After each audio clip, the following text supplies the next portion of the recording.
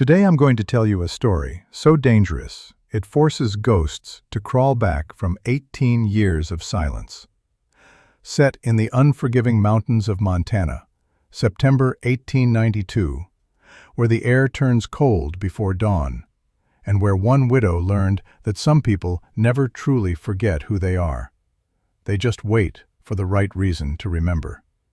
It began with a broken lock, something small, easy to overlook in the pale light before sunrise, but powerful enough to drag a quiet woman back into a life of blood, tracks, and unfinished justice she thought she'd buried forever alongside her husband's grave. Before we ride into this storm, don't forget to hit like on this video and let us know in the comments where you're watching from. Now, let's begin.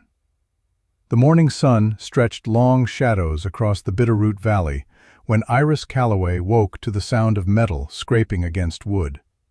Not the gentle creak of wind-worn hinges. This was deliberate, calculated. The sound of a lock being forced open by hands that knew exactly what they were doing. She was 52 years old that September morning, 18 years removed from the woman she used to be. Her dark hair, now threaded heavily with silver, caught the lamplight as she sat upright in bed, listening. The small cabin at Calloway Ranch stood silent around her, except for that one wrong sound drifting through the pre-dawn darkness. Iris moved without hesitation. Not the rushed panic of someone caught off guard, but the measured precision of a person whose body remembered things her mind had tried to forget. She reached beneath the bed frame, fingers finding the cold steel of a Navy Colt revolver she'd kept there since 1874. Unloaded, as it had been for 18 years. A promise to herself. A promise to the man buried on the hill behind the ranch house. But promises, like locks, can be broken. She dressed quickly in the darkness. Technical wool trousers, a cotton work shirt, leather riding boots worn soft at the heels. Nothing about her movements suggested anything more than a woman preparing for another day of running a horse ranch alone on the edge of Montana's high country. She lit a single lamp, keeping the wick low, and moved toward the door. The ranch consisted of 140 acres pressed against the western slope of the Sapphire Mountains. Modest by the standards of the cattle barons who controlled the valley floor, but sufficient for a woman who asked nothing from the world except to be left alone with her work. The main cabin sat small and weathered, 2 rooms and a loft, built solid against winters that could kill a man caught unprepared. Beyond it stood the stable, the corral, and the training paddock, where Iris Calloway had spent 18 years doing what few in Montana could do half as well. She trained mustangs, wild horses captured from the high country, animals most men would break through force and fear. Iris had learned another way, a quieter way. Methods taught to her long ago by Apache scouts who understood that some spirits shouldn't be crushed, only understood. And among all the horses she had trained in those 18 years, one stood apart. Storm Runner. The silver dun mustang had come to her 8 years earlier, captured wild from the Pryor Mountains. A stallion with a coat like winter moonlight and eyes that held intelligence sharp as cut glass. She'd spent 3 years earning his trust, teaching him to respond to commands so subtle most riders would never notice them. He could read terrain in the dark, could find water where the land looked bone dry, could run for hours without breaking stride. Storm Runner was worth $450, 10 times the value of an ordinary saddle horse. But to Iris Calloway, he was worth considerably more than money could measure. He was family. The last family she had left. The stable door stood open. Iris stopped 20 feet away, the lamplight casting her shadow long across the packed earth. The lock lay on the ground, cut clean through with quality bolt cutters. Not the rough hack of desperate thieves, but the precise work of men who'd done this before. The silence struck first. Stormrunner should have greeted her by now, that low, rumbling nicker he saved for dawn and dusk when she brought grain. The sound never came. She stepped inside. The stable held 4 stalls. 3 stood empty as always. The 4th, Stormrunner's stall, showed the gate hanging open, the interior stripped bare. Gone. Iris set the lamp on a post and knelt, reading the ground the way other people read newspapers. Multiple boot prints scarred the dirt floor. 4 distinct patterns. 4 men. She noted the depth of the impressions, the spacing, the wear on the heels. One heavy, over 200 pounds. One with a slight drag to the left foot. Old injury or bad hip. 2 others of average build, both wearing boots that cost more than a ranch hand could afford in 6 months. Near the water trough, deep scuff marks showed where Stormrunner had resisted. The stallion had fought them. Not surprising. He trusted exactly one human being in this world, and she hadn't been there to help him. Her fingers brushed against something half buried in the disturbed dirt. She lifted it into the lamplight. A knife. 7 inches of folded steel, the kind carried by men who used weapons for a living. But it wasn't the blade that made Iris Calloway's breath catch in her chest. It was the carving on the bone handle. A scorpion, etched with careful detail, each leg and pincer rendered in miniature. And beneath the scorpion, 2 letters stamped into the brass bolster. T.B. Thaddeus Brennan. The name stirred memories Iris had spent 18 years trying to bury alongside her husband in the small cemetery on the hill. Memories of a canyon carved deep into Badlands rock, of gunshots echoing off stone walls, of a man dying in her arms while the September sun burned overhead and the smell of black powder hung thick in the air. She stood slowly, the knife gripped tight in her hand, and for the first time in 18 years, Iris Calloway allowed herself to remember exactly who she used to be. Most people in Redemption Springs knew Iris Calloway as the quiet widow who ran the horse ranch up against the Sapphire foothills. A woman who kept to herself, who came to town once a month for supplies, who occasionally sold exceptionally well-trained horses to ranchers willing to pay premium prices. They knew she'd been married once, briefly, to a man named Owen Calloway, who'd died young. They assumed she'd come west after his death, looking for a place to grieve in private. They had no reason to think otherwise. No one in Redemption Springs, Montana, in September of 1892, knew that the woman they called the widow had once been the most relentless tracker in 3 territories, that for 15 years she'd worn a federal marshal's badge, that outlaws from the Dakotas to the Idaho border had learned to fear the name Ghost Tracker. Iris had made certain they didn't know.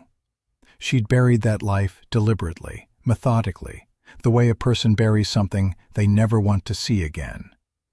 She'd changed her name slightly, moved to a remote valley, taken up work that kept her away from law enforcement and the men who might recognize her. For 18 years, it had worked. Until this morning. Until Thaddeus Brennan had made the mistake of stealing from her. Iris walked back to the cabin as the sun began to lift above the eastern ridge, painting the valley in shades of copper and gold. She made coffee. She ate breakfast, though she tasted nothing. And when the meal was finished, she crossed to the stone fireplace and knelt beside the hearthstones. The loose stone was on the left side, 3rd from the bottom. It had been loose since the day she'd moved into this cabin 18 years ago. She'd never fixed it. She pried the stone free and reached into the cavity behind it. The box was made of walnut wood, sealed with beeswax to keep out moisture. She lifted it into the morning light and set it on the rough-hewn table. Her hands trembled slightly as she opened the lid. Inside rested the tools of her former life. A Colt Peacemaker, caliber .45, manufactured in 1873. The frame was engraved with scrollwork that had taken a gunsmith in Denver 3 weeks to complete. On the backstrap, initials, I.C., and below them, 2 words etched in letters so small you had to hold the gun close to read them. Ghost Tracker. Beside the Colt lay a Winchester Model 1873 rifle, the wood worn smooth from thousands of rounds fired across the high plains and mountain valleys. A brass spyglass of exceptional quality. A compass with markings for magnetic declination across the Western Territories. A leather-bound journal filled with tracking notes, criminal descriptions, and maps of country most people would never see. And at the bottom of the box, wrapped in oilcloth, a silver badge. Not a local sheriff's star or a town marshal's tin shield. This was a federal badge, the kind that carried authority across territorial lines, the kind that meant the person wearing it answered to judges appointed by the president himself. Iris lifted the badge and held it in the palm of her hand. 5-pointed star, solid silver, surprisingly heavy. On the front, 3 words stamped in capital letters, United States Marshal. She hadn't touched this badge in 18 years. She lifted the Colt and felt the weight of it settle into her hand like it had never left. The balance was perfect. The grip fit her palm as if it had been molded there. And with the gun came memories. 11 men. Over 15 years, 11 men had forced her to use this weapon. Not all at once, not in some grand battle, but one by one, scattered across Montana Territory and beyond, men who'd chosen violence when offered mercy. She remembered each of them. The Kimball brothers in a Dakota blizzard, brothers who'd killed a family of homesteaders for $40 and a wagon. She'd tracked them through snow that killed 2 of her own deputies, caught them trying to cross into Canada. Both had drawn, both had died. 2 shots, 2 bodies in the snow. Black Tom Greer at the Canadian border, an escaped convict who'd murdered a stage driver and stolen a Wells Fargo shipment. She'd followed him for 3 weeks through country that broke lesser trackers. When she finally cornered him in a box canyon, he'd smiled and reached for his gun. Single round through the heart. He died, still smiling. The Cisco gang outside Fort Benton. 4 men who'd ambushed and killed a federal judge traveling to a circuit court. She'd hunted them for 2 months, taking them one at a time. The last one, a man named Roscoe Cisco, had begged for mercy before drawing a hidden derringer. She'd given him what he'd given the judge. Nothing. 4 men, 4 graves. Justice delivered. And Elias Kane, the traitor. The federal marshal who'd worked with Samuel Brennan's gang, who'd taken money to look the other way, who'd put a bullet through Owen Calloway's spine from 60 feet away when Owen had trusted him to watch their backs. That death Iris had never regretted. She'd killed Kane 6 seconds after he killed Owen. Single round from this same Colt, center mass. Kane had died before he understood what was happening. 11 men total, some young, some old. All dangerous, all given the choice to surrender before lead flew. Most had chosen poorly. Iris set the Colt down and picked up the journal. She opened it to the last entry, dated September 1874. Widow's Canyon. Samuel Brennan's gang cornered. Owen shot by Elias Kane, traitor, Kane dead. Brennan escaped with partial haul from Eagle's vault. Owen's final words: 5 points, Storm Runner, starting point. I don't understand. I buried him today on a hill in Montana territory. I'm done. No more tracking, no more killing. I promised him I'd let this life go. I'm keeping that promise. Beneath the entry, Owen had tucked a piece of paper, his handwriting shaky but deliberate. Iris, if you're reading this, I'm gone. Eagle's vault isn't treasure. It's sacred to the Crow people. Spanish gold placed as offering to mountain spirits. Taking it equals desecration. I encoded location in Storm Runner's brand. When we capture him, trust me. 5-pointed star equals 5 bearings from starting point. Starting point coordinates are in this journal, page 47, disguised as trail notes. Only you would know how to read them. Brennan's gang found the vault, but doesn't know how to navigate inside. The brand shows the path through the cave system. Without it, they'll never find the main chamber. Protect the horse. Protect the secret. Some things should stay buried. I love you. Always. O.C. Iris turned to page 47. Trail notes from a tracking exercise in the Bitterroot Mountains, 1873. But buried in the compass headings and distance measurements, she now saw what Owen had hidden. A specific set of coordinates. Not for a campsite. For the mouth of Widow's Canyon. The starting point for the 5 bearings on Storm Runner's brand. She closed the journal carefully and looked at the items spread across the table. The tools of a life she'd walked away from. The weapons she'd sworn never to use again. But Thaddeus Brennan had just changed the terms. He'd stolen her horse, threatened her land, and in doing so, awakened something that had been sleeping for 18 years. Not a widow. A hunter. The knock on the door came at mid-morning, pulling Iris from her preparations. She crossed the cabin and opened the door to find Marshal Gideon Stone standing on the porch, hat in his weathered hands, concern etched across his face like erosion carved into canyon walls. Gideon was 61 years old, with a marshal's badge that hung heavy on a frame that had grown stooped over 40 years of service.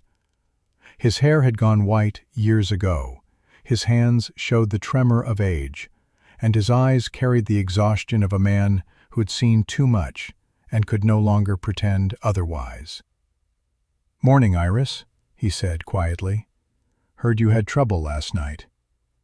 "News travels fast," she replied, stepping aside to let him enter. "Not fast enough." Gideon settled into a chair by the fireplace, his movements careful. "Callaway Ranch makes 3. The Henderson place lost 4 horses 2 nights ago. The Mackenzie spread lost 5 yesterday. All prime stock. All taken clean. No trace left behind worth following." Iris poured coffee, handed him a cup, and took the chair across from him. "And you came to ask if I'd help track them?" "I did." Gideon sipped the coffee, not meeting her eyes. "I know what I'm asking. I know you left that life behind. But Iris, I'm too old for this. My deputies are good men, but they can't track worth a damn once the trail goes cold. And this trail," he shook his head, "it's like following smoke." "Who took them?" "Thaddeus Brennan." The name hung in the air between them. Gideon looked up now, watching her face carefully. "You know that name?" "I know his father," Iris said quietly. "Samuel Brennan. Ran a gang that operated out of the Badlands 20 years ago. Killed a stage driver in Wyoming. Robbed a bank in Miles City. Shot a rancher in Idaho over a water rights dispute. I tracked him to Widow's Canyon in September of 1874. She didn't continue. She didn't need to. Gideon Stone had been a deputy marshal in those days, working out of Fort Benton. He'd read the reports. He knew how that pursuit had ended.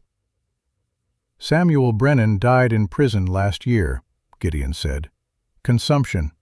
His son Thaddeus inherited what was left of the operation. But the boy's got ambitions his father never had. Thad's not just a common thief. He's building something. Land acquisitions, railroad connections. He's trying to turn outlaw money into legitimate power." "And he needs capital," Iris finished. "Premium horses bring premium prices if you know the right buyers across the border." "That's what I figure." Gideon set the coffee cup down. "But it's worse than that. Word is Brennan's trying to force the small ranchers to sell. Cheap. Those who won't sell," he gestured toward the broken lock on the table, "he makes them wish they had." Iris stood and walked to the window, looking out across her land. 140 acres that had been hers for 18 years. The only place she'd felt safe since Owen died. "I can't help you, Gideon," she said. "I'm sorry, but I gave that life up." "I understand." The old marshal rose, moving toward the door. He paused, with his hand on the frame. "But Iris, Brennan's not just taking horses. He's taking what people built, their livelihood, their legacy. That ranch of yours sits on good water and better grazing. You're in his way." "Is that a warning?" "It's a fact." Gideon settled his hat on his head. "Man like Brennan sees a widow living alone on prime land. He figures she's easy to move. He doesn't know you. Doesn't know what you were. What you can still be, if you choose." After he left, Iris stood at the window for a long time, watching the shadows shift across the valley floor. She knew Gideon was right. Brennan would come for her land eventually. And when he did, being a quiet widow wouldn't save her. But being ghost tracker might. They came at dusk. 2 riders approaching from the south, silhouetted against the dying light. Iris watched them from the porch, the Colt Peacemaker now loaded and holstered at her hip beneath a loose canvas coat. The weight felt familiar, unwelcome, but familiar. The men reined in 20 feet from the porch. Both wore range clothes that had seen hard use. Both carried themselves with the casual violence of men accustomed to using force without consequence. The one on the left was lean and sharp-featured, with eyes that moved constantly, assessing threats and opportunities in equal measure. Lyle Corbett, if the descriptions Gideon had given her were accurate. Known for a fast draw and a mean streak. The one on the right sat heavier in the saddle, older, with a face weathered by sun and whiskey. Wade Huxley, the tracker of Brennan's crew, the one who could read sign well enough to know when someone was following. "Evening, ma'am," Lyle said, not bothering to touch his hat. "We're here on behalf of Mr. Thaddeus Brennan. He'd like to discuss a business proposition regarding your property." "I'm not interested," Iris replied evenly. "Now that's unfortunate." Lyle shifted in his saddle, his coat falling open just enough to reveal the pistol at his hip. "See, Mr. Brennan's prepared to offer you $200 for this ranch. Cash money. That's generous, considering the market." "This ranch is worth $2,000, Wade Huxley laughed, the sound harsh. "Not for long, it ain't. Things happen out here. Fires, accidents. Might be safer if you took the offer while it's still on the table." Iris kept her hands visible, her voice calm. "Gentlemen, you should leave now. Tell Mr. Brennan I'm not selling. Tell him I want my horse returned by tomorrow sunset. And tell him if he or his men set foot on my land again, there will be consequences." Lyle's smile didn't reach his eyes. "Consequences? That's good. Old woman living alone thinks she can threaten men like us. "I'm not threatening," Iris said quietly. "I'm informing you of cause and effect. What happens next is your choice." For a moment, the two men exchanged glances. Then Lyle tipped his head toward the small equipment shed near the stable. The gesture was subtle, but Iris caught it. Wade dismounted and walked toward the shed with deliberate slowness, watching her the entire time. He opened the door, disappeared inside, and emerged seconds later with a burning oil lamp in his hand. "Last chance, ma'am," Lyle called. $200, or we start making improvements to your property value." Iris didn't move, didn't speak. Wade tossed the lamp through the open door of the equipment shed. Glass shattered, oil splashed. Fire bloomed orange against the twilight, spreading fast across the dry wood and stored hay inside the shed. Within seconds, flames were climbing the walls, smoke billowing thick and black into the evening sky. "Shame about that," Lyle said. "But accidents happen. You think on that offer, ma'am. We'll be back tomorrow for your answer." They rode away, laughing, the sound carrying back across the darkening valley. Iris ran for the well, but even as she hauled up the first bucket, she knew the shed was lost. She focused instead on wetting down the stable walls, preventing the fire from spreading to the structure that housed her remaining horses. It took an hour of hard work before she was certain the stable was safe. The equipment shed burned to the ground. When the last embers finally died, Iris stood in the darkness, covered in soot and ash, staring at the smoking ruin. She was shaking, not from fear, from rage so pure and cold it felt like winter wind cutting through her chest. 18 years. 18 years she'd kept her promise to Owen, kept herself hidden, kept her hands clean of the life they'd both known. But Thaddeus Brennan had just made a choice. He'd crossed a line, and Iris Calloway understood with absolute clarity what that meant. Some boundaries exist for a reason. When they're crossed, consequences follow. Not because of anger, not because of revenge, because that's how the world maintains balance. Dr. Silas Merrick arrived an hour later, drawn by the smoke visible from town. He was 63 years old, with the careful hands of a surgeon and eyes that had seen more death than most men could carry. He'd been the doctor in Redemption Springs for 20 years, and before that, a field surgeon with the cavalry. He found Iris sitting on the porch steps, the Colt peacemaker now resting openly across her knees. "Iris," he said quietly, settling onto the step beside her. "Gideon told me what happened. The horses. And now this." She didn't answer immediately. When she finally spoke, her voice was flat, drained of emotion. "They burned my property, Silas. Threatened to do worse if I don't sell." "I know." Silas was quiet for a long moment. Then, "How's your shoulder?" The question seemed to come from nowhere, but Iris understood. She rolled her right shoulder, feeling the old scar tissue pull. "Stiff. Hurts when the weather changes." "It's going to hurt more if you do what I think you're planning to do." "I don't know what you mean." "Don't lie to me, Iris." Silas turned to look at her directly. "I'm not just the town doctor. I'm family. And I've kept your secret for 18 years, just like I promised Owen I would." The words landed like stones dropped into still water. Iris met his eyes. "You've never said that before. Never acknowledged it." "Never needed to." Silas gestured toward the burned shed. "But things have changed. Thaddeus Brennan has forced your hand, and before you ride out tomorrow to do whatever you're planning, there's something you need to know." He reached into his coat and withdrew a small wooden box, worn smooth from handling. He set it on the step between them. Owen gave this to me the night before you both rode to Widow's Canyon, Silas said. Told me if anything happened to him, I should give it to you, but only if you ever needed it.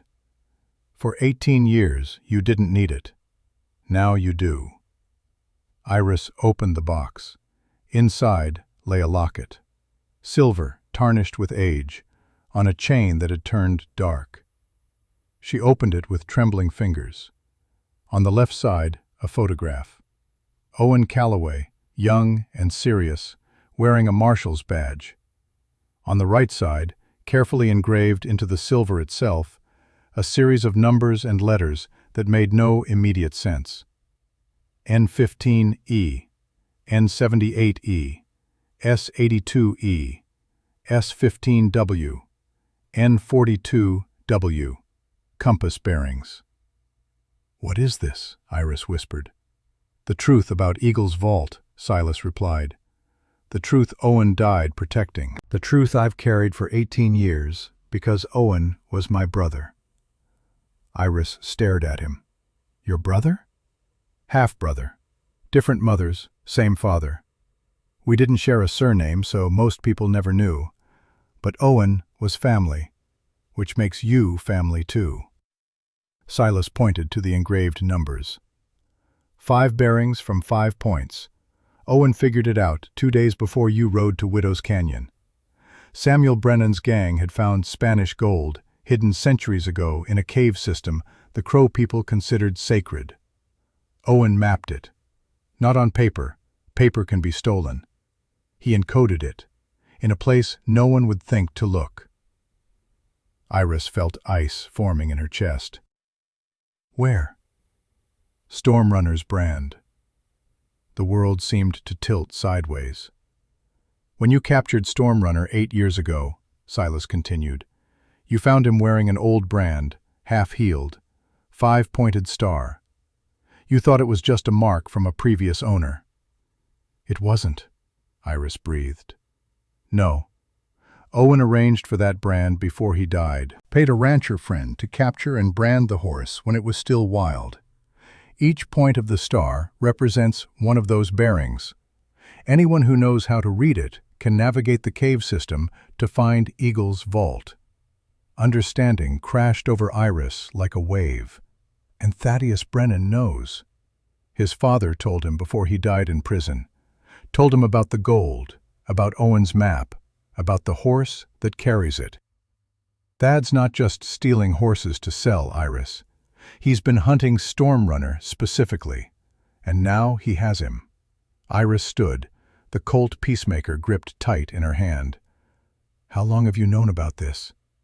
"I suspected when Stormrunner was captured with that brand. I knew for certain when Brennan's men started asking questions in town last month. Questions about you, about Owen, about horses with unusual markings." Silas rose, facing her. "I'm sorry I didn't tell you sooner, but Owen made me promise. No matter what happened, I was only supposed to tell you if Brennan came for you directly. He came tonight." "I know." Silas gestured toward the burned shed. "Which means tomorrow, you're going to do what you haven't done in 18 years. You're going to become Ghost Tracker again. And before you do, I need to tell you one more thing." He paused, his voice dropping. "Owen didn't die because of Samuel Brennan. Owen died because a federal marshal named Elias Kane shot him in the back. Kane was on Brennan's payroll. The ambush at Widow's Canyon was an inside job. You killed Kane afterward, but the damage was done, and the government buried the truth because they couldn't admit one of their own had turned." The night air felt suddenly colder. "Thaddeus Brennan doesn't just want gold," Silas finished. "He wants revenge. His father died in prison, reputation destroyed, because you tracked him down. Now the son is going to finish what the father started. He's going to take everything from you, piece by piece. Your horse, your land, your life." Iris was silent for a long time, staring out at the darkness, where the valley disappeared into shadow. When she finally spoke, her voice was quiet, but carried the weight of absolute certainty. "Then I'm going to take everything from him first." She turned toward the cabin. "Thank you for keeping Owen's secret, Silas. Thank you for being family even when I didn't know it. But tomorrow morning, I'm riding out, alone, and I'm not coming back until Stormrunner is safe and Thaddeus Brennan understands that actions have consequences." Iris. "Go home, Silas. This isn't your fight." "It is my fight," the old doctor said. "Owen was my brother, and that makes you family. So when you ride out tomorrow, you ride knowing that someone in this world knows exactly who you are and what you're capable of. And that person believes you're going to win." He walked to his horse, then paused. "One more thing. The brand on Stormrunner. It's not just coordinates. The 5 bearings have to be followed in a specific order from a specific starting point, or they lead to nowhere. Only 2 people knew that starting point: Owen and Samuel Brennan. Owen encoded it in his journal, page 47, disguised as trail notes. Brennan died in prison without telling anyone. "So the map is useless to Thaddeus," Iris said, "unless you can make him believe it's not. Make him think you have the key. Make him desperate enough to reveal what he knows." Silas climbed into his saddle. "Sometimes the best weapon isn't a gun, Iris. It's information your enemy thinks you have." After he left, Iris returned to the cabin and stood before the open box containing her old life. The badge, the guns, the journal, Owen's letter with the hidden coordinates. She lifted the journal and turned to page 47. Read the trail notes with new eyes, saw the coordinates buried in the measurements. Then she sat down and wrote a letter to Silas Merrick. "If I don't return, give Stormrunner his freedom. Release him into the Pryor Mountains where he was born. Don't let anyone cage him. Some spirits aren't meant to be broken. Tell Gideon Stone that Thaddeus Brennan crossed a line. Whatever happens next, he chose it. And tell anyone who asks that Ghost Tracker died doing what she was meant to do, protecting what matters. I.C." She sealed the letter and set it on the table. Then Iris Calloway walked outside into the September night and looked up at the stars scattered across the Montana sky. The same stars that had guided her across this territory for 15 years when she wore a badge. The same stars that had watched her bury Owen in the small cemetery on the hill.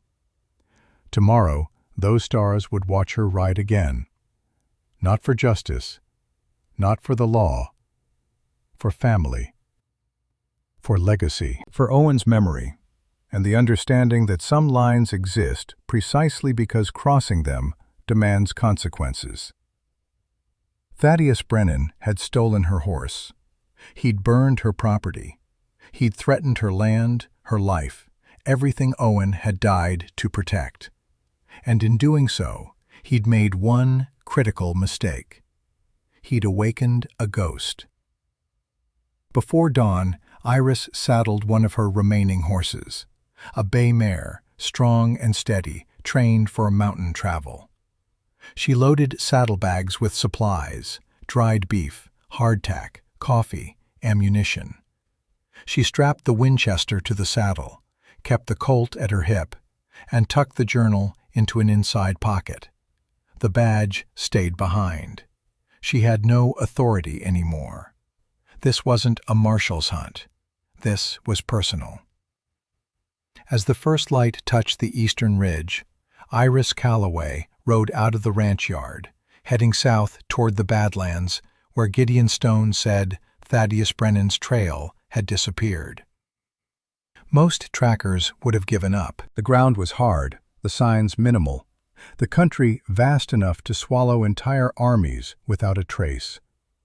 But Iris Calloway wasn't most trackers.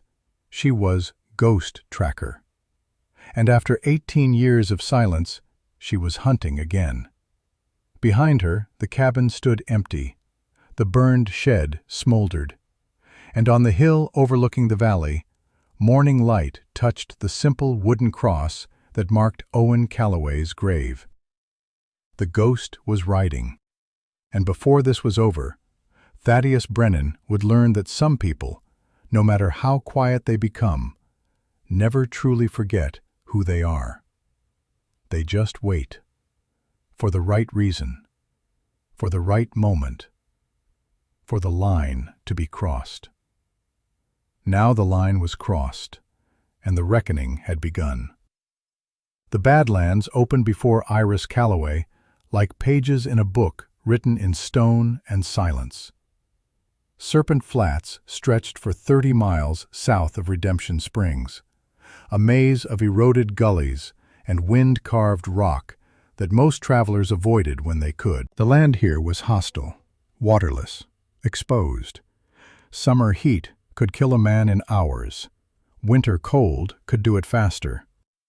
But for someone who knew how to read what the land remembered, Serpent Flats told stories that most people would never see.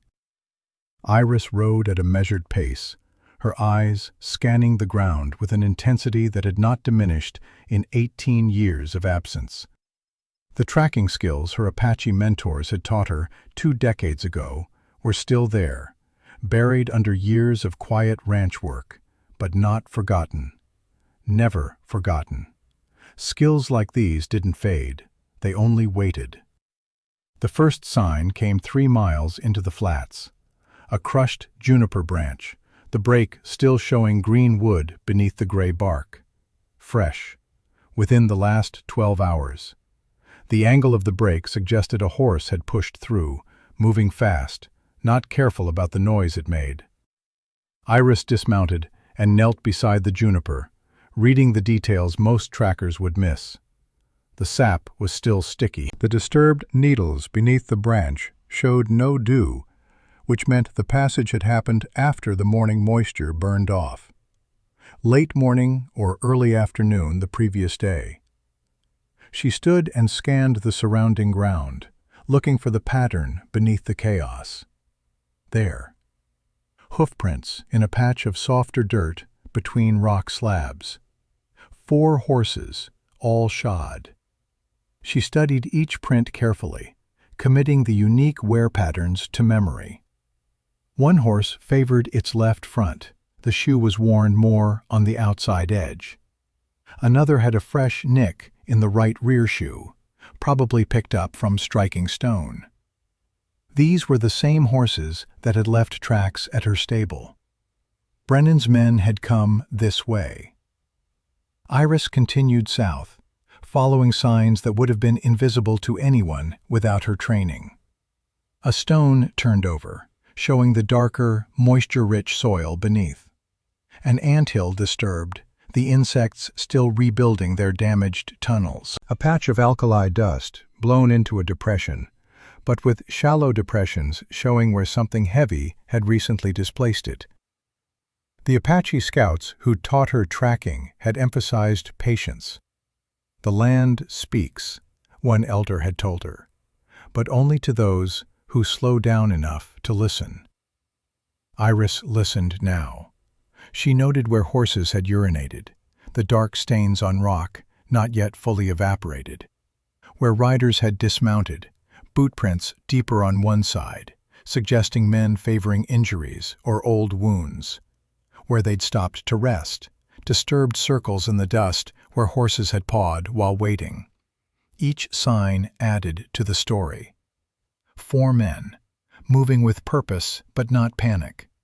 Confident they weren't being followed. Why would they be? Who would track them through this country? By noon, she'd covered 8 miles and found the place where Brennan's group had stopped to rest their horses.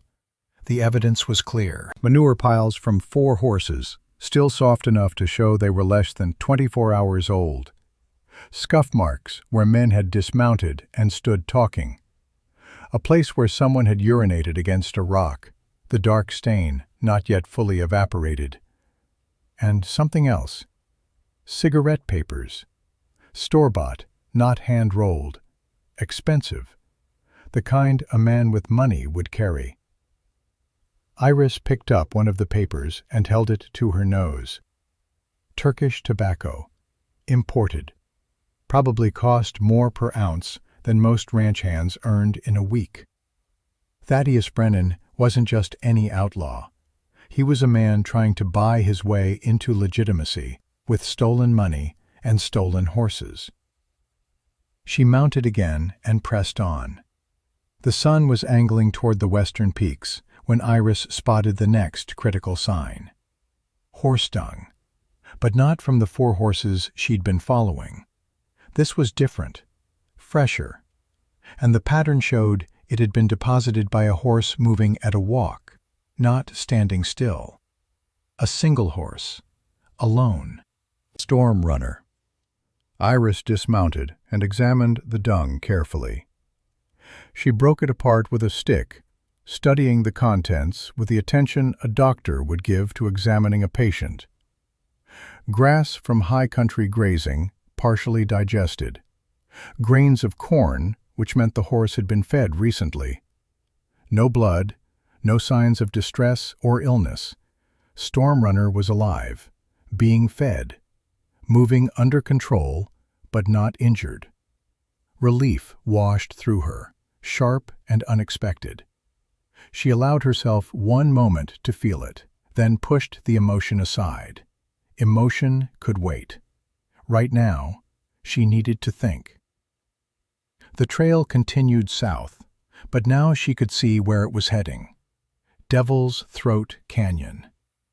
The name was local, given by trappers who'd lost men to the narrow gorge that cut through the mountains like a knife wound through flesh. The canyon offered the only practical route through this section of the Sapphire Range for anyone moving horses. The alternative routes added 3 days of hard travel through country even more brutal than Serpent Flats. Brennan would use the canyon. He had to, which meant Iris now knew his destination, even if she lost his trail. She pushed on until dusk forced her to make camp. No fire, cold beef and hardtack. Coffee would have to wait until this was over. Fire created light, and light created visibility, and visibility created risk she couldn't afford. As darkness settled over the Badlands, Iris sat with her back against a boulder, the Winchester across her knees, and allowed herself to think about what came next. Brennan would be waiting. Men like him always prepared for pursuit.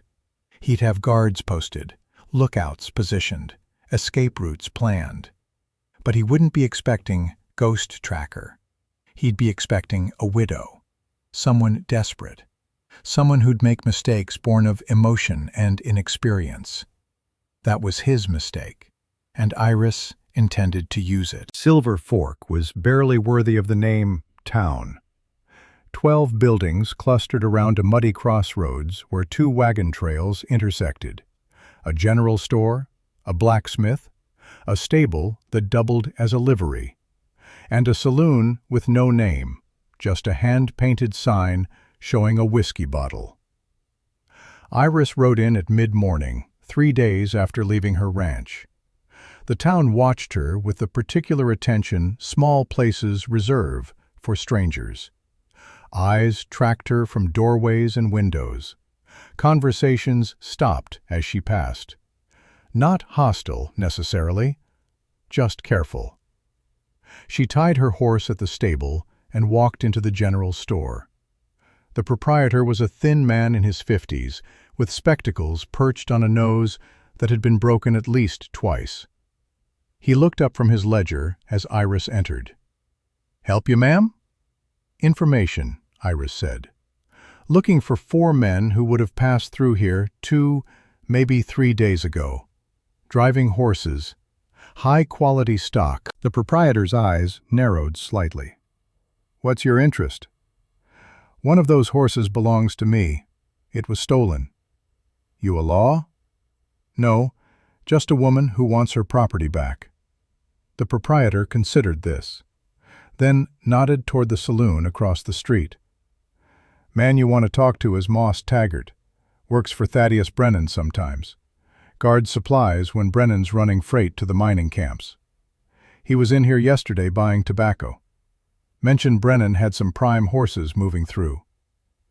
Taggart still in town? Was an hour ago, nursing a bottle at the saloon. Iris thanked him and crossed to the saloon. The interior was dark and smelled of old beer and old tobacco smoke. 3 men occupied the space, 1 tending bar, 2 drinking at separate tables. The man at the far table matched the description Gideon Stone had given her. Moss Taggart, 25 years old, average build, face already showing the wear of hard drinking and harder living. He wore a pistol low on his hip, tied down in the manner of someone who practiced the draw more than the shooting. Iris walked to his table. "Mr. Taggart?" He looked up, eyes already fogged with whiskey. "Who's asking?" "Someone looking for information about horses that passed through here recently. I'm willing to pay." Moss studied her for a long moment. Then his eyes widened slightly, and something like recognition flickered across his face. "You," he said slowly. "I know you." "We've never met." "No, but I seen a drawing once, years back, recruitment notice. Federal marshals looking for experienced trackers to help with territorial expansion." His voice dropped. "You're her. You're the ghost tracker." The saloon went very quiet. The bartender stopped wiping glasses.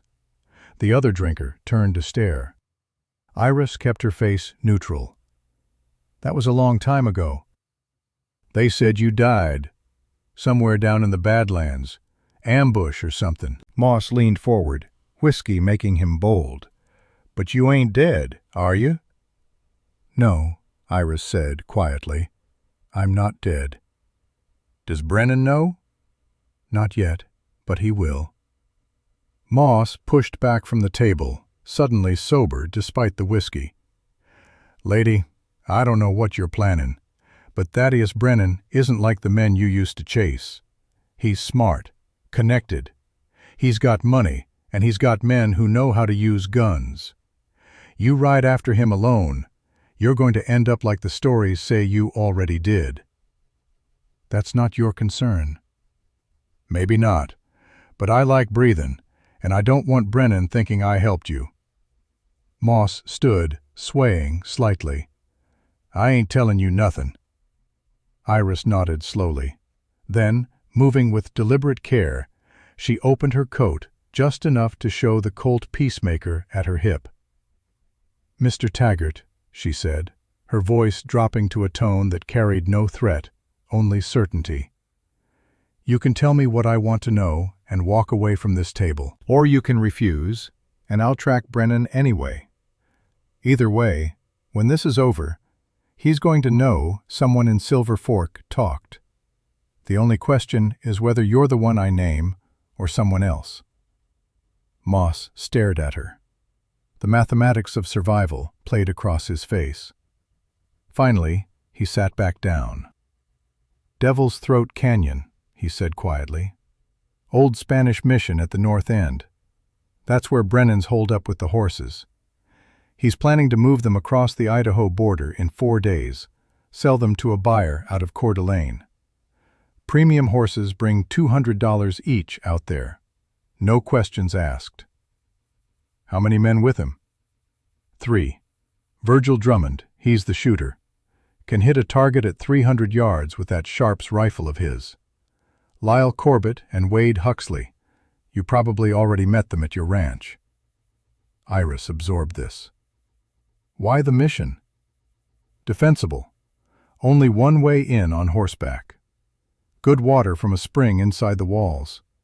Brennan's paranoid. Always has been, ever since his father got caught. He's expecting trouble." "He should be." Moss looked at her with something approaching pity. "Ma'am, I don't know what Brennan did to you, but riding in there alone is suicide. That mission sits in a box canyon. Virgil will be on the high ground with that Sharps. You won't get within 200 yards before you're dead." "I appreciate the concern," Iris said. She placed $2 silver on the table. "For your time." As she turned to leave, Moss called after her. "Ghost tracker? They really say you could track a man across 3 territories without losing the trail?" Iris paused at the door. "They said a lot of things. Most of them were true." She walked out into the sunlight, leaving Moss Taggart staring at the silver dollars like they were blood money, which, in a way, they were. Behind her, she heard Moss scramble to his feet, chair scraping across wood. Heard him stumble toward the back door of the saloon. He would ride to warn Brennan. She'd counted on that. Because Ghost Tracker wasn't just about following trails. It was about understanding how people thought, how they reacted, how fear drove them to make predictable choices. Moss would ride hard to Devil's Throat Canyon, arriving hours before Iris could get there on foot through the Badlands. And when he arrived, breathless and terrified, he would tell Thaddeus Brennan that Ghost Tracker was coming, that the widow wasn't just some desperate woman, that she was the legendary tracker who'd never lost a trail in 15 years of federal service. And Brennan, being smart and careful, would prepare, would set traps, position his men, plan for a siege, all of which would tell Iris exactly where those men were and what they were expecting. Sometimes the best way to scout an enemy position was to let them know you were coming, let them prepare, then do something they weren't prepared for. Rattlesnake Bend earned its name from the way the trail curved back on itself like a serpent preparing to strike. The path here was narrow, carved between rock walls that rose 40 feet on either side. Water, when it ran, which was seldom, had created a series of deep pools that held moisture even in the driest months. It was also the perfect place for an ambush. Iris had been tracking Lyle Corbett and Wade Huxley for 6 hours when she spotted the signs they'd stopped here. Boot prints in the damp sand near a water pool. The remains of a small fire, hastily covered but still warm to the touch. Cigarette papers, the same Turkish tobacco she'd found earlier. They were waiting for someone. And given that Moss Taggart had left Silver Fork an hour before Iris did, she had a good idea who they were waiting for. Moss had run to warn them. Brennan had sent Lyle and Wade back to set an ambush. Not surprising. Fear rarely inspired loyalty for long. Iris dismounted a quarter-mile from the bend and led her horse into a side gully where the animal would be hidden from the trail. She checked the Winchester, worked the lever to chamber a round, and began moving forward on foot. The tracking skills that had made her famous didn't just apply to following trails. They also meant understanding terrain, anticipating human behavior, and recognizing the signs of an ambush before walking into it. She spotted the first sign 30 yards from the bend, a stone, recently disturbed, sitting at an angle that didn't match the natural fall pattern around it. Someone had stepped there, shifting the stone with their weight. Iris moved off the trail, climbing the left rock wall, using hand and footholds that most people would never notice. The Apache scouts had taught her how to move like this, how to use terrain instead of fighting it, how to become part of the landscape instead of an intrusion upon it. From 20 feet up, she could see into the bend.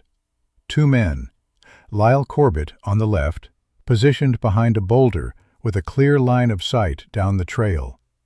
Wade Huxley on the right, partially hidden in a crack in the rock wall, his rifle resting on a natural ledge. They were watching the trail Iris should have been riding up. But she wasn't on the trail. She was above them. Iris studied their positions, calculating angles and distances. Lyle was the immediate threat, faster draw, more aggressive. Wade was the careful one, the thinker. Take down Lyle first, Wade might surrender. Take down Wade first, Lyle would fight. Decision made.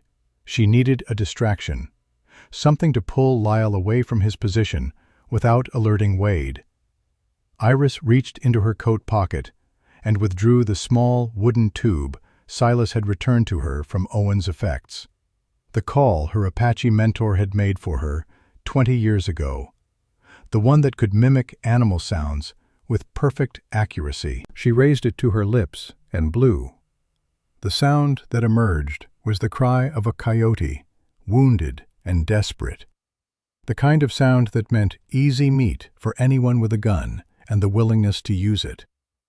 The cry echoed off the rock walls, seeming to come from everywhere and nowhere. Lyle Corbett's head came up immediately. He looked at Wade, who shrugged. Then Lyle stood, rifle in hand, and began moving toward where he thought the sound had originated, away from Wade, away from his defensive position, into the open. Iris waited until Lyle was 30 feet from Wade, separated by rocks and distance. Then she moved. She descended the rock wall with practiced silence, reaching the ground behind Lyle's original position. The Winchester came up smooth and natural, an extension of her arms, the sights settling on Lyle's back. "Don't move," she said quietly. "Don't turn around. Don't reach for anything." Lyle froze. "Set the rifle down. Slowly." He hesitated. Iris could see the calculation in his shoulders, the tension in his stance. He was weighing his chances, wondering if he could turn and fire before she pulled the trigger. "I tracked you 6 hours through country you thought was clean," Iris said. "I knew you were here before you heard me coming. I'm standing behind you with a Winchester pointed at your spine.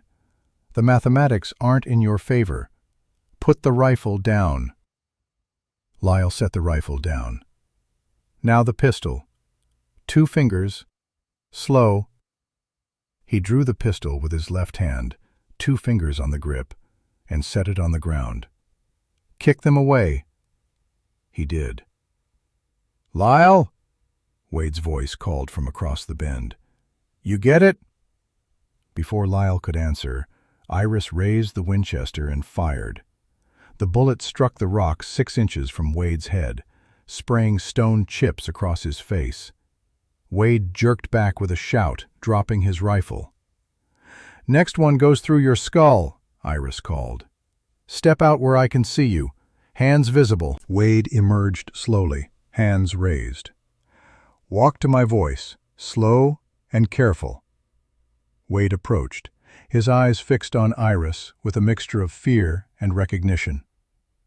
When he was 15 feet away, she gestured for him to stop. "On your knees, both of you." They knelt. Iris kept the Winchester trained on them as she moved forward and collected their weapons. She checked each gun, removed the ammunition, and threw the empty firearms into the rocks 30 feet away. "How long have you been waiting here?" she asked. "Since Moss rode in this morning," Wade said. His voice was steadier than Lyle's breathing. "Told us Ghost Tracker was alive. Told us you were coming. And Brennan sent you to kill me." "To stop you," Wade corrected. "Brennan doesn't know who you really are yet. Moss said you were tracking us, but Brennan thinks you're just some widow who got lucky at her ranch." Iris felt a cold smile touch her lips. "Is that what he thinks?" "He figured you'd follow the obvious trail, that you'd be angry, maybe desperate, make mistakes." Wade paused. "He didn't figure you'd climb the canyon wall and come at us from above." "People rarely do," Iris said.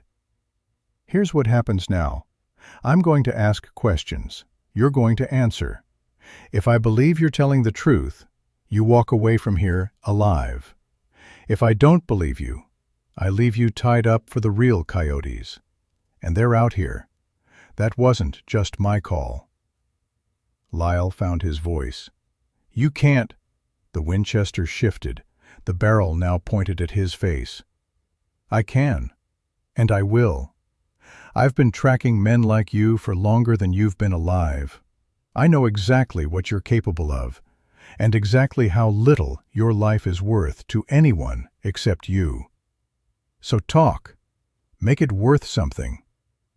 Wade spoke first. "What do you want to know?" "Why did Brennan steal my horse, specifically?" Wade and Lyle exchanged glances. "Tell her," Lyle muttered. "She's going to find out anyway." Wade took a breath. "It's not just your horse, ma'am. It's what the horse carries. Brennan knows about the brand, the 5-pointed star. He knows what it means." Iris felt ice forming in her chest. "Explain." "Samuel Brennan, Thaddeus's father, he found Spanish gold 20 years ago. Old cash, hidden in a cave system the Indians considered sacred. Eagle's Vault, they called it. He was going to take it all, but your husband figured out where it was hidden, drew a map, encoded it somehow so nobody could find it without the key." "And the key is?" "The brand on your horse. 5 points, 5 bearings. Each point of the star is a compass heading from a specific starting point. Put them together in the right order, they lead straight through the cave system to the main chamber where the gold is stored." The name hit Iris like a physical blow. Eagle's Vault. Owen's last words.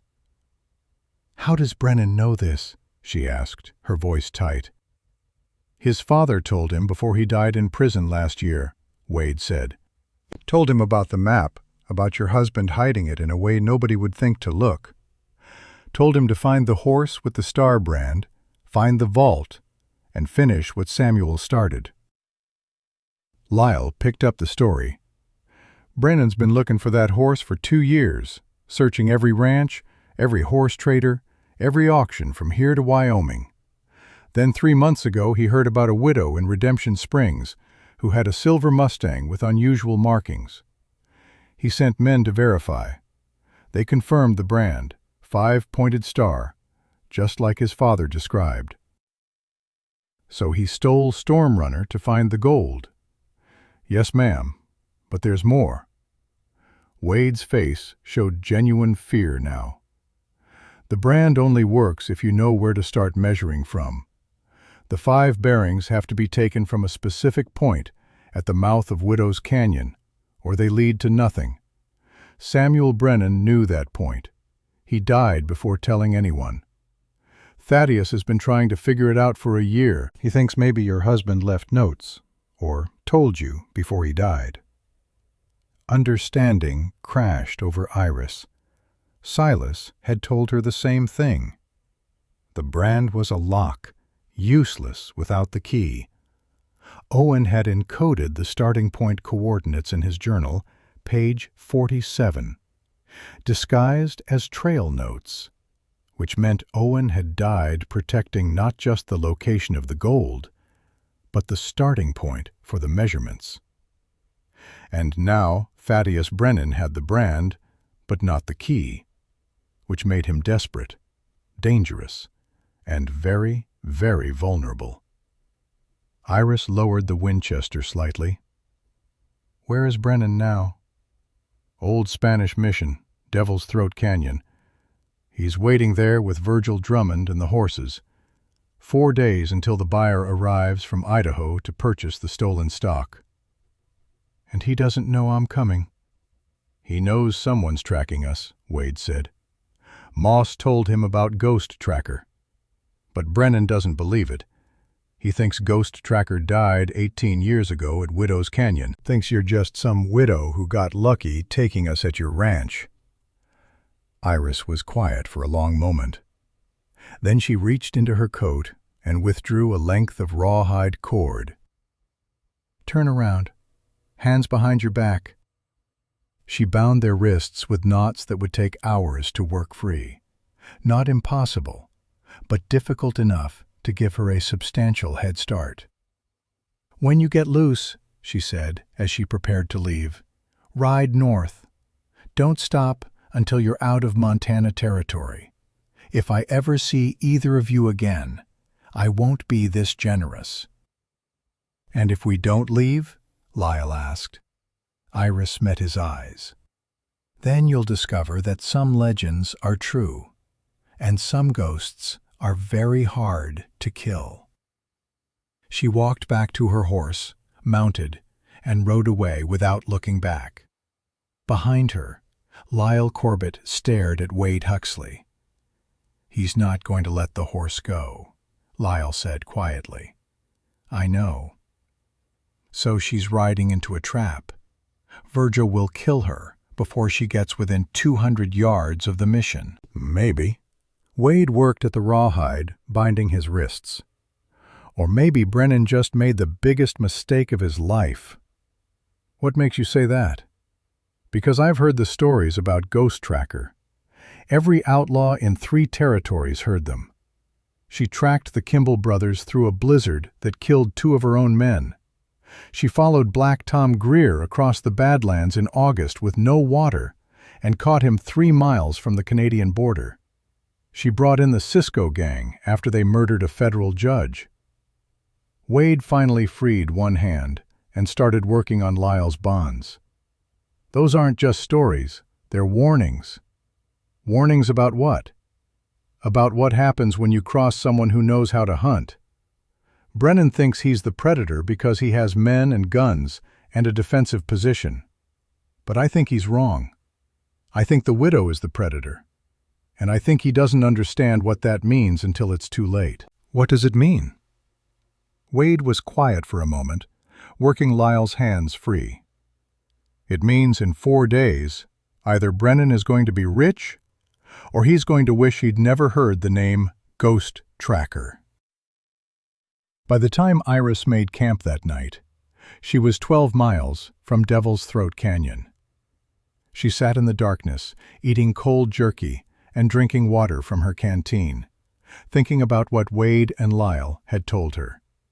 Brennan had Storm Runner, had the brand, but didn't have the starting point for the measurements, which meant the brand was useless to him, unless he could make Iris tell him, which was why he wouldn't kill her immediately when she arrived. He needed her alive, needed her to believe he might negotiate, needed her close enough to question, to threaten, to break. That was his plan. But Iris had a plan too. She would go to the mission, would walk into whatever trap Brennan had prepared, would let him think he had the advantage. And then she would show him what 18 years of quiet had been hiding. Not a widow, not a victim, a ghost. And ghosts, once awakened, were very hard to kill. Tomorrow she would ride to Devil's Throat Canyon. Tomorrow, Thaddeus Brennan would learn that some people never forget who they are. They just wait for the right moment to remember.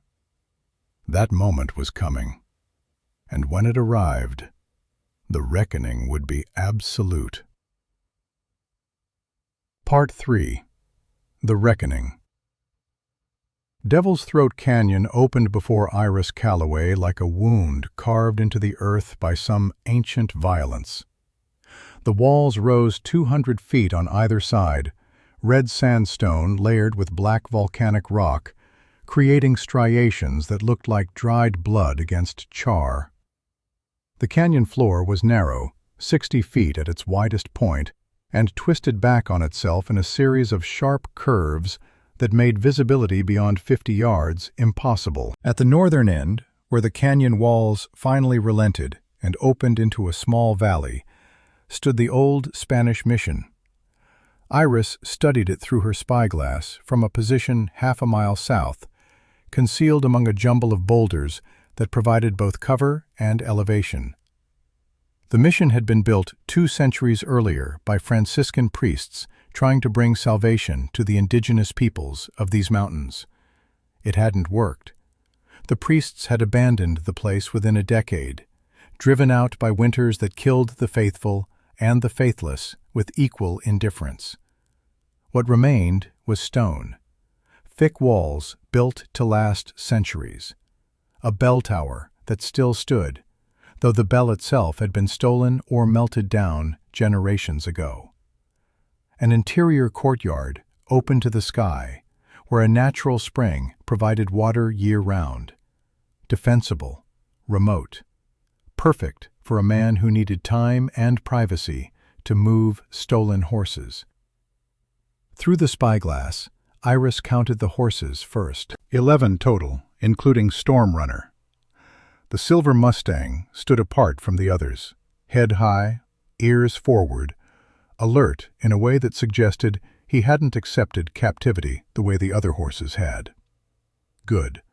That spirit would matter before this was over. She shifted the spyglass, searching for human movement. 4 men visible. Moss Taggart stood near the mission's main entrance, clearly on guard duty, but showing all the attention span of a man who'd rather be drinking. He leaned against the wall, rifle propped beside him, his focus more on his own boots than on the canyon approach. Inside the courtyard, she could see 2 more figures moving among the horses, too distant to identify clearly, but their movements suggested routine work. Feeding, watering, maintaining valuable stock. And then there was the 4th man, on top of the bell tower. Iris adjusted the focus, bringing the distant figure into sharper clarity. Virgil Drummond, the sniper Moss Taggart had warned her about. Even from half a mile away, she could see the quality of his position.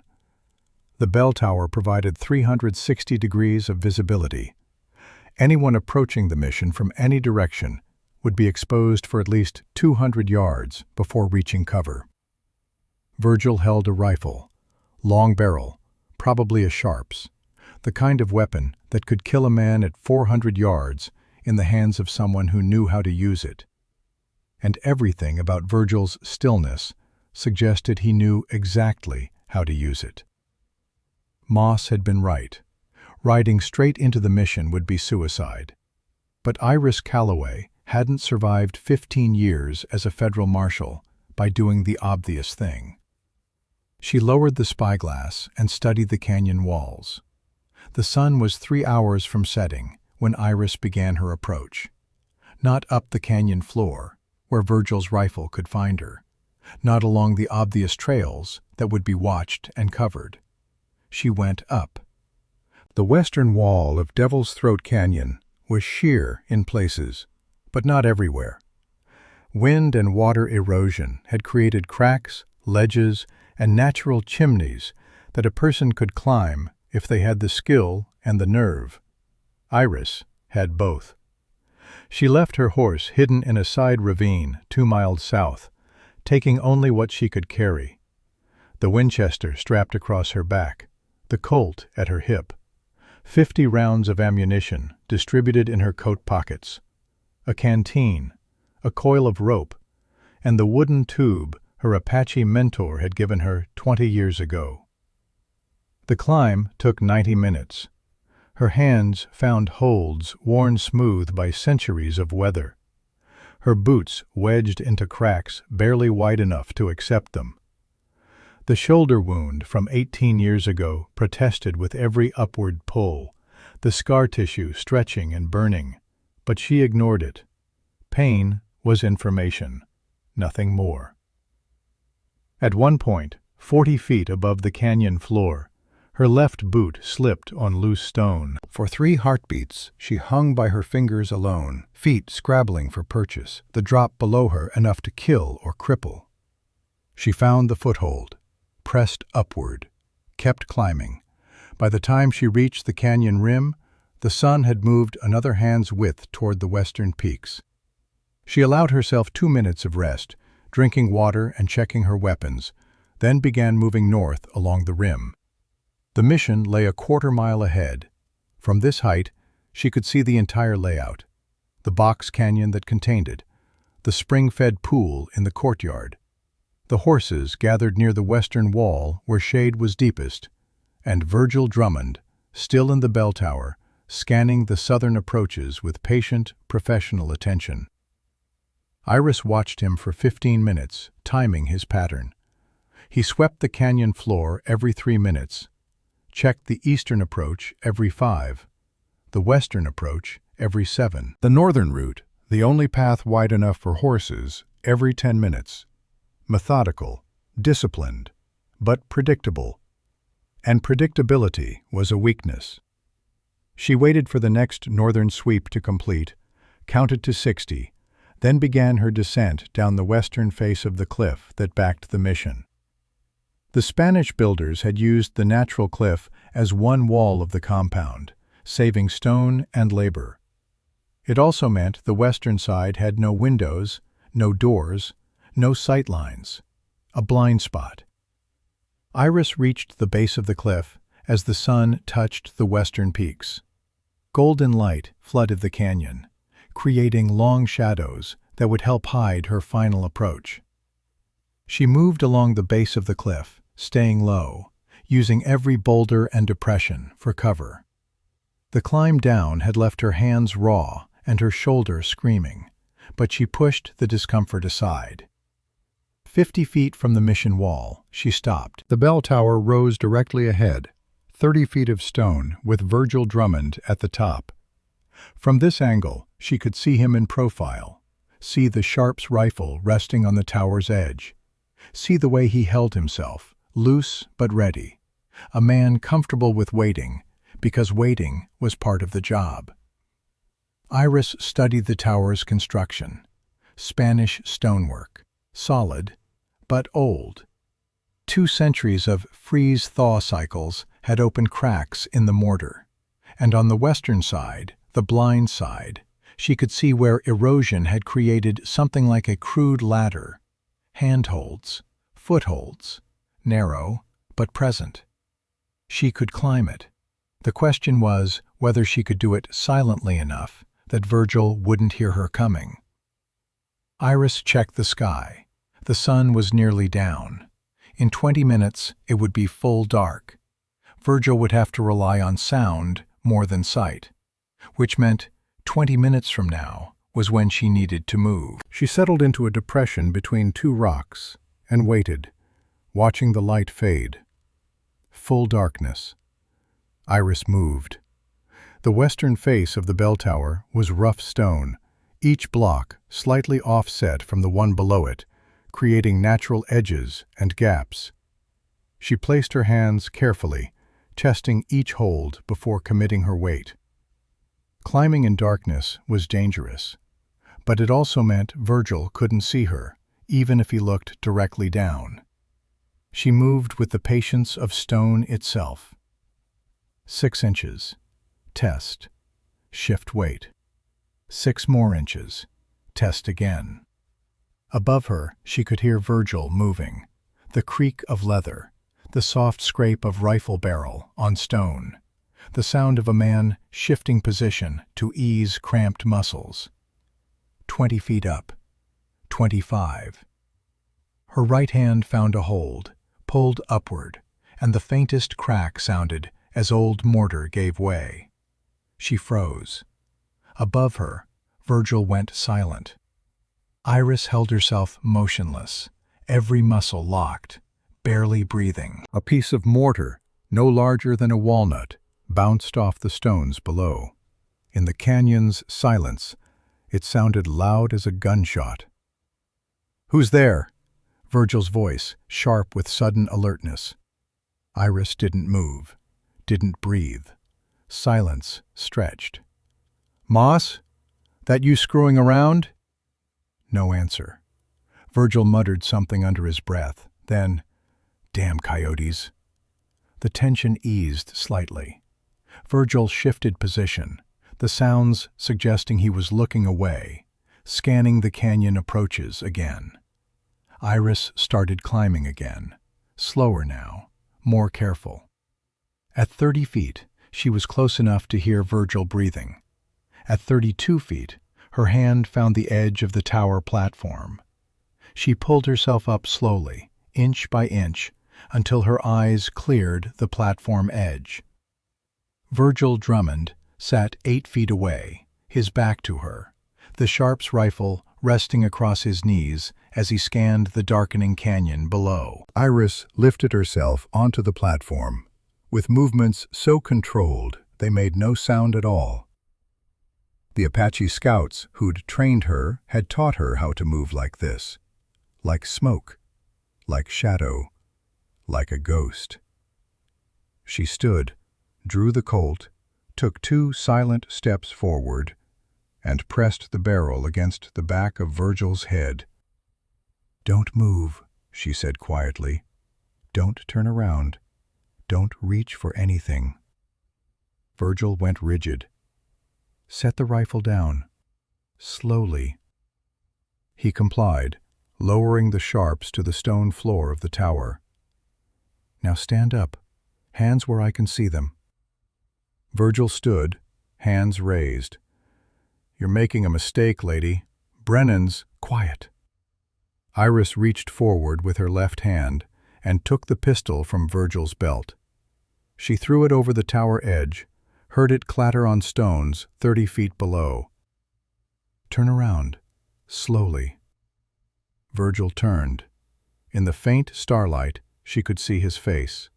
Late 30s, weathered, the hard eyes of a man who killed for money and felt nothing about it. Those eyes studied her now with professional assessment.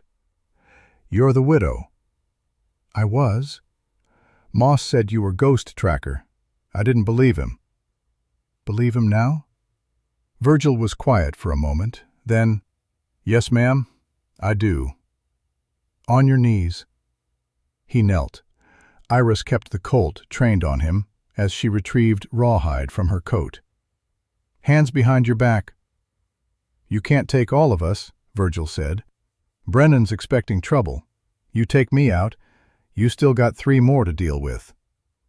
"I'm not going to kill you," Iris said, binding his wrists. "Not unless you make me." She gagged him with his own bandana, then used more rawhide to bind his ankles and secure him to one of the tower's support pillars. "You'll work free eventually," she said, "but not for a few hours. By then this will be over." She picked up the Sharps rifle, checked the load, and moved to the edge of the tower. From this height, she could see into the mission courtyard clearly now. The rising moon provided enough light to make out details. 2 figures near the horses. One, moss taggart, had moved inside from the entrance, probably seeking warmth as the temperature dropped. And near the spring, a 4th figure that had to be Thaddeus Brennan. Iris studied the courtyard layout, looking for the trap Moss had mentioned. There, a wire, thin, almost invisible even with moonlight, strung across the main entrance at ankle height. And at the end of that wire, barely visible in the shadows, a bundle wrapped in canvas that could only be dynamite. Brennan had set a tripwire trap for anyone coming through the entrance. Trip the wire, the dynamite would explode, killing the intruder and probably stampeding the horses. Clever, but useless if she didn't use the entrance. Iris slung the Sharps across her back and began descending the interior of the tower, moving down the stone steps that wound along the inner wall. The time for stealth was ending. The time for consequences was about to begin. The courtyard was 50 feet across, roughly circular, with the spring-fed pool at the center and the horses gathered along the western wall. The mission's original chapel occupied the eastern side, its roof long collapsed, leaving only walls and shadows. Iris moved through those shadows now, the Sharps rifle in her hands, every sense alert. She could hear voices, low conversation from near the horses. "Told you, he's paranoid. That widow's not coming here." Moss said she was Ghost Tracker. Moss says a lot of things when he's drunk. Iris moved closer, identifying the speakers through the ruined chapel wall. She could see them now in the moonlight. Two men standing near Stormrunner, the men from her ranch, the ones who'd burned her shed. She shifted her attention to the main entrance where the tripwire waited. Moss Taggart had finally noticed something was wrong. He stood in the entrance, calling up toward the bell tower. "Virgil, you up there? Virgil!" No answer. Moss drew his pistol and started toward the tower entrance, fear replacing his earlier boredom. Iris made her decision. She stepped out of the shadows, the Sharp's rifle coming up smooth and natural, and aimed at the tripwire stretched across the main entrance. 60 yards. Downward angle of 35 degrees. Wire approximately 1/8 inch thick in dim moonlight. She exhaled, held her breath, squeezed the trigger. The Sharps boomed, the sound echoing off the canyon walls like thunder. The wire snapped. The dynamite bundle, freed from tension, dropped harmlessly to the ground without detonating. For 3 heartbeats, the courtyard froze. Then chaos erupted. Moss spun toward the sound, his pistol coming up, firing wildly into the shadows where he thought the shot had originated. His bullets sparked off stone, nowhere close. From near the horses, the other 2 men drew their weapons, shouting, trying to determine where the threat was coming from. And from the spring, Thaddeus Brennan's voice cut through the confusion like a blade. "Hold your fire! Everyone, hold your fire!" The shooting stopped. Brennan stepped into the center of the courtyard. For the first time, Iris got a clear look at the man who'd stolen her horse and burned her property. Thaddeus Brennan was 39 years old, tall, well-dressed in clothes that suggested money and ambition. He wore 2 pistols, both in tied-down holsters, both positioned for a fast draw. His face showed intelligence and calculation. This wasn't a man who acted on impulse. This was someone who planned, who thought several moves ahead, who understood that the woman who'd just disabled his trap was far more dangerous than a simple widow should be. "Iris Calloway," Brennan called into the darkness. "I know you're here. Virgil's not answering. The trap's disabled. That takes skill." He paused, scanning the shadows. "Moss told me something interesting. He said you might be someone called Ghost Tracker." I told him he was drunk. That Ghost Tracker died at Widow's Canyon 18 years ago. Brennan turned slowly, still searching. But then I started thinking, what if Moss was right? What if you didn't die? What if you just disappeared? Iris set the Sharps down and drew her Colt. She took a breath, steadying herself for what came next. Then she stepped into the moonlight. The Colt was in her hand, held low but ready. She stood 40 feet from Brennan, close enough to see his face clearly, far enough that she had time to react if he moved. But before she could speak, Moss Taggart spotted her from the entrance. His eyes went wide, his hand went for his pistol, and Iris moved. First second, her left hand swept up, the Colt already rising. She fired. The bullet struck Moss's pistol at the cylinder, ripping it from his grip before he could aim. Metal sparked. The gun clattered across stone. Moss stumbled backward, hands empty, eyes wide with shock. Second. From the left, one of the men near the horses, Lyle, she remembered his name, raised his rifle toward her. Iris pivoted right, her body flowing like water, no wasted motion. The Colt barked again. Lyle's rifle barrel shattered in a spray of wood and steel, the weapon exploding in his hands. He dropped it with a curse, stumbling back. 3rd second. The other man, Wade, emerged from behind the horses, drawing his pistol. But Iris had already tracked his movement, anticipated his position. 3rd shot. Wade's pistol flew from his hand, struck at the hammer, useless metal spinning through the air. 4th second. Silence crashed over the courtyard like a wave. 3 men disarmed, not one injured. 3 shots, 3 weapons destroyed. Not a drop of blood spilled. Smoke curled from the Colt's barrel. Moss, Lyle, and Wade stood frozen, staring at their empty hands. From near the spring, Thaddeus Brennan's slow clap echoed off stone walls. "Impressive, Mrs. Calloway," he said, genuine admiration in his voice. 4 seconds. 3 men neutralized. Not killed, just disarmed. That's restraint. Or precision. Probably both. He took a step forward. But you've used 3 rounds. How many remain in that Colt? Iris didn't answer. The mathematics spoke for themselves. 3 rounds fired. 3 remaining in the cylinder. More than enough for what came next. Brennan gestured to his men. "Leave us, all of you. This conversation is between me and Mrs. Calloway." Moss, Lyle, and Wade didn't need to be told twice. They scrambled toward the entrance and disappeared into the canyon shadows, which left Iris alone in the courtyard with Thaddeus Brennan, 40 feet separating them, moonlight painting everything in shades of silver and black. "You're not what I expected," Brennan said. "Moss said ghost tracker, but I didn't believe him. Now I do. The question is, what do you want?" "My horse," Iris said quietly. "Nothing more. Release Stormrunner. Ride out of Montana. This ends. No blood, no death." "That's very civilized," Brennan replied. "But I'm afraid I can't do that." "Why not?"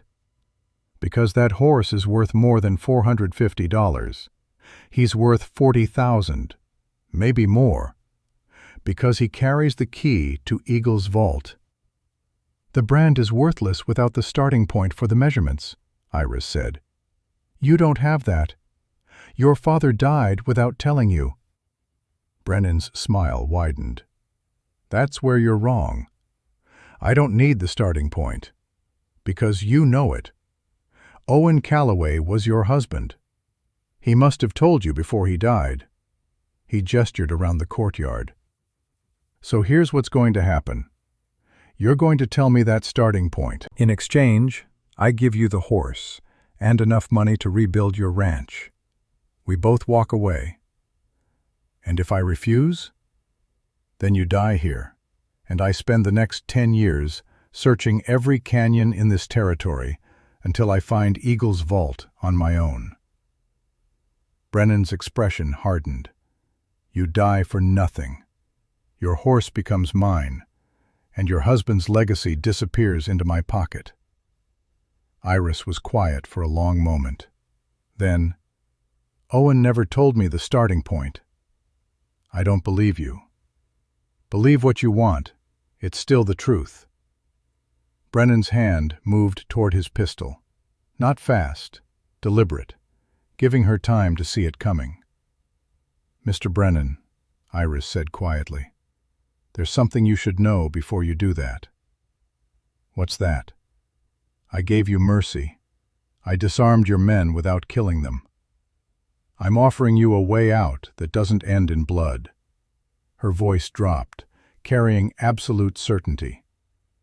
"But if you draw that gun, you cross a line. And once that line is crossed, there are consequences." Brennan's hand continued moving toward his pistol. "I'm willing to accept those consequences." "Then accept them knowing exactly who I am," Iris said. "I'm not a decent woman trying to get her horse back. I'm a federal marshal who tracked men across 3 territories for 15 years. I killed 11 men who forced me to. arrested 47 more, and I never, not once, lost a trail I was following. The Colt came up. Not fast, like a young gunfighter, but with the precision of 10,000 repetitions. The movement so smooth, it looked effortless. The barrel settled on Brennan's chest. "You stole my horse. You burned my property. You threatened my land. And now you're pulling a gun on me after I offered you mercy." Her voice carried no anger, only certainty. "This isn't personal, Mr. Brennan. This is mathematics. You chose this. Now live with it." Brennan's hand was still moving toward his pistol, still not clear of the holster. He was fast, faster than most men. But Iris Calloway had been doing this for 20 years, and 20 years of experience meant understanding that gunfights weren't won by speed alone. They were won by positioning, by reading intent, by starting the draw before your opponent knew the fight had begun. Brennan's pistol cleared leather. Iris fired. 1.2 seconds. The bullet didn't strike Brennan. It struck his right pistol, hitting the hammer with enough force to rip the gun from his hand and send it spinning across the courtyard. Brennan stared at his empty hand, shock replacing calculation. He reached for his second pistol with his left hand. Iris fired again. 1.8 seconds total. This round took him in the right shoulder, not center mass, not a kill shot, just enough to destroy the deltoid muscle and render that arm useless. Brennan went down, the second pistol falling unfired from his left hand. He sat on the ground, clutching his shattered shoulder, blood seeping between his fingers. His face showed pain and disbelief. "You could have killed me," he said through gritted teeth. "Yes. Why didn't you?" Iris lowered the Colt. "Because I'm tired of killing. Because 18 years ago, I promised myself I'd never take another life unless there was absolutely no other choice." She walked to Stormrunner and began untying the ropes that secured him. The stallion pressed his muzzle against her shoulder, that simple gesture of trust and recognition. "You gave me a choice," she continued, not looking at Brennan. "You could have taken my offer, could have walked away. Instead, you chose to draw.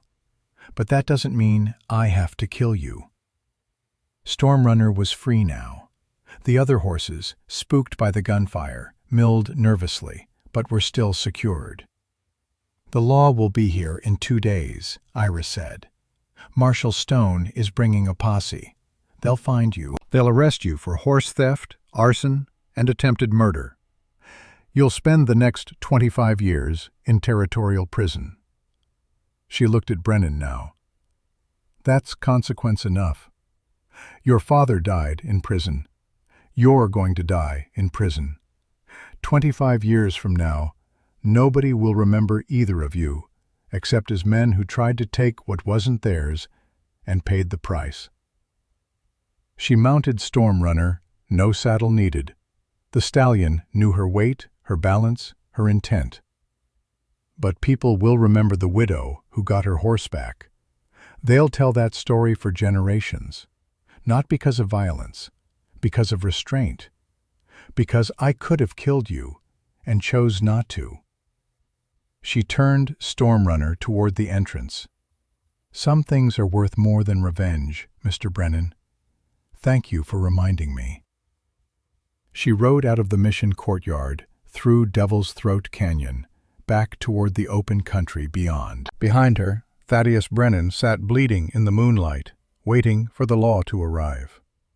And above him, in the bell tower, Virgil Drummond worked at his bonds and understood that Ghost Tracker wasn't just a name.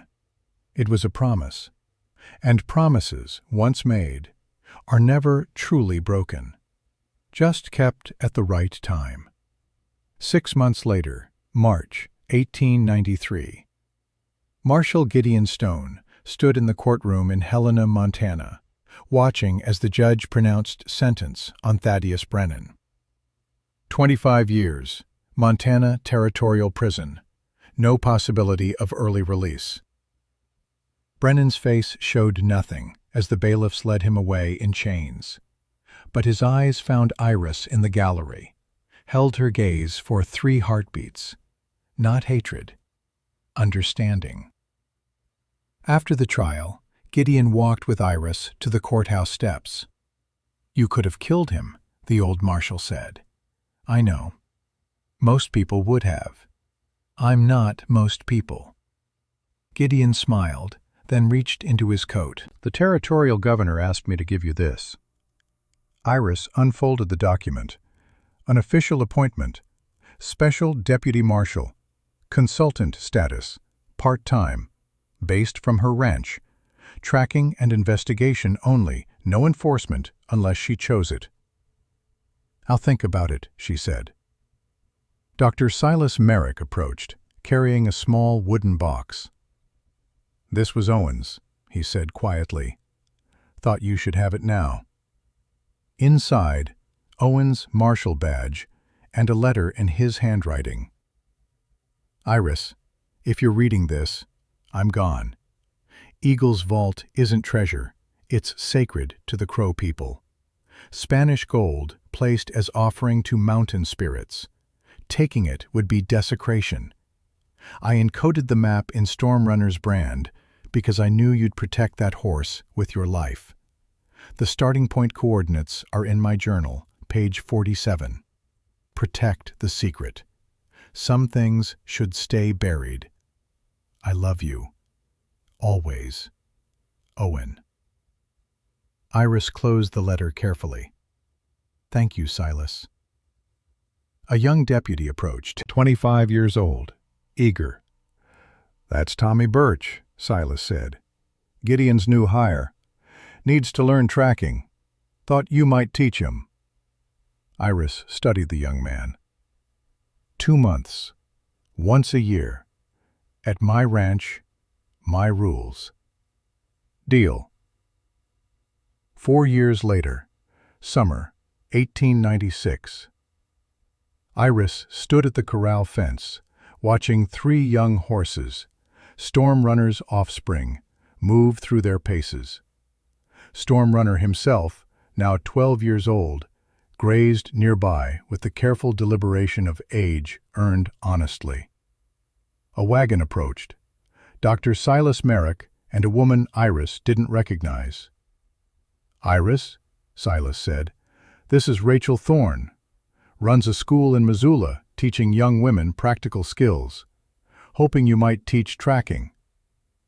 Rachel extended her hand. "Mrs. Calloway, would you consider it? Just a few weeks each year." Iris considered. 2 weeks, once yearly, small groups. They work hard. They will. Over the next 12 years, Iris taught tracking to 43 students, 17 young women, 26 law officers. All learned the same lessons. Read the land. Trust instincts. Restraint is strength. Mercy is choice. 3 women became professional guides. 4 men became deputy marshals. 1 woman started her own ranch and training program. All carried forward what Iris had learned the hard way. Winter, 1908. The telegram reached Iris on a February morning when snow lay 3 feet deep. Silas Merrick passed last night. Pneumonia. Age 79. Funeral Tuesday. Iris rode through the storm to Redemption Springs. They lowered Silas into the ground beside his half-brother Owen. The family connection, hidden for decades, finally acknowledged on the headstone. Silas Merrick, brother of Owen Calloway, 1829 to 1908. He kept the promise. At the graveside stood Gideon Stone, now 77 and barely able to stand. Rachel Thorne from Missoula. 36 students Silas had taught field medicine. Iris placed a white stone on his grave, Apache tradition for honoring those who kept faith. Then she rode home through the blizzard, knowing her own time was coming. But not yet. Fall, 1911. The telegram reached Redemption Springs on a Tuesday morning in September. Iris Calloway passed peacefully last night. Age 71. Burial beside Owen. Services Friday. 200 people attended. Ranch families, law officers, students, people who'd heard the stories. They buried her on the hill overlooking Calloway Ranch, next to Owen. Storm Runner had died 2 years earlier, at 17, buried near the corral he'd loved. The ranch became the Montana Tracking Academy, per Iris's will. Within a year, students came from across the territory to learn skills that technology would never replace. The Academy's symbol, a 5-pointed star. Storm Runner's brand. In the main building, above the fireplace, hung 2 items.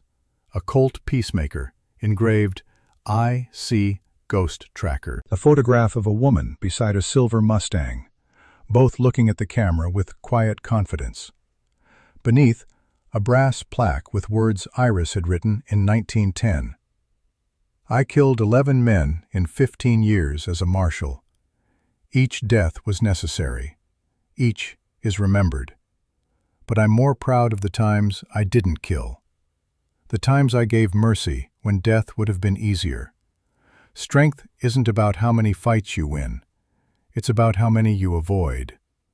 True power is restraint. Some boundaries must never be crossed.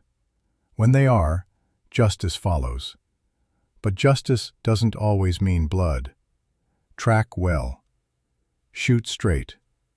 But more than anything, think carefully about when to do neither." Iris Calloway, 1910. Today, more than a century later, the Montana Tracking Academy still operates. The story of the widow and the silver horse is still told. Not because it's dramatic, though it is, but because it's true. It proves age brings wisdom, not weakness. It shows some skills never fade. They just wait for the right reason. It demonstrates the strongest weapon isn't a gun. It's knowing when not to use one. The creek still runs clear through the valley. The mountains still stand guard. And on a hillside overlooking it all, 2 graves rest side by side under ancient pines. Owen Calloway, 1848 to 1874. He died protecting what mattered. Iris Calloway, Ghost Tracker, 1840 to 1911. She never lost the trail. The woman who buried her past and built a quiet life, who was dragged back into violence by men who mistook quiet for weakness, who remembered who she was and chose mercy over revenge, who proved the true measure of strength isn't how hard you can hit, it's how much you can carry and still remain human. Her trail ended in 1911, but the path she walked continues. In every student who learns to read the land, in every officer who chooses restraint before violence, in every person who understands that some boundaries exist for a reason. And when those boundaries are crossed, justice comes. Not always with blood, but always with consequences. Always.